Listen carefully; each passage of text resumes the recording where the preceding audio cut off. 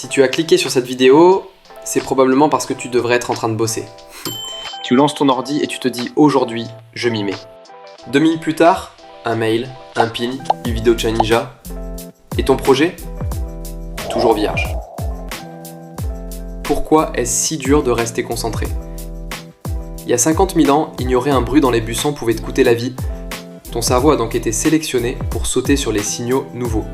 Aujourd'hui, les tigres ont disparu, mais les notifications ont pris leur place. C'est ce que rappelle Geoffrey Nettle, un psychologue de la personnalité reconnu. Il explique que la conscienciosité, c'est-à-dire la tendance à rester organisé et discipliné, varie énormément d'une personne à l'autre. Dans le passé, une faible conscienciosité pouvait être un atout, plus de flexibilité, plus d'adaptation. Mais aujourd'hui, ça se traduit par procrastination et éparpillement. Et encore, c'est pas seulement une histoire d'évolution lointaine. À court terme, 2 mécanismes cognitifs nous piègent. D'abord, la mémoire de travail est limitée. Ton cerveau ne peut garder que quelques infos à la fois. Trop de tâches, ça déborde et tu dérives vers ce qui est plus simple, ou plus gratifiant. Ensuite, dès que tu relâches l'attention, ton cerveau enclenche ce qu'on appelle le mode par défaut, c'est-à-dire l'état dans lequel tes pensées vagabondent toutes seules. Tu refais la conversation d'hier, tu planifies le dîner de ce soir, tu rejoues un souvenir gênant.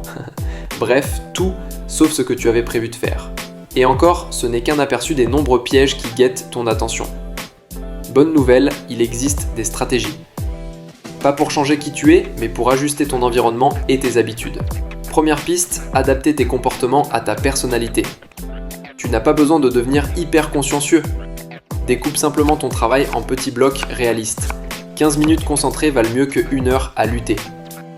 Deuxième piste, la pleine conscience. Ce n'est pas de la magie, c'est juste remarquer quand ton esprit décroche et revenir. Un exercice simple, concentre-toi 2 minutes sur ta respiration. Chaque fois que tu pars, ramène doucement. Tu entraînes ainsi le muscle du retour. Troisième piste, la méthode Pomodoro. 25 minutes de focus, 5 minutes de pause. Répète 4 fois, puis prends une pause plus longue. Pourquoi ça marche ?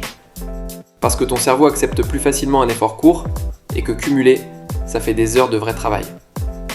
Quatrième piste, réduire les distractions. Coupe les notifications, éloigne ton téléphone, prépare ta to-do avant de commencer. Ce ne sont que quelques exemples, chacun peut trouver ses propres astuces pour jouer avec ses limites cognitives. Ton cerveau n'est pas cassé, il est juste resté coincé à l'âge de pierre, dans un monde saturé de signaux modernes. Mais comprendre ses limites, c'est déjà reprendre le contrôle.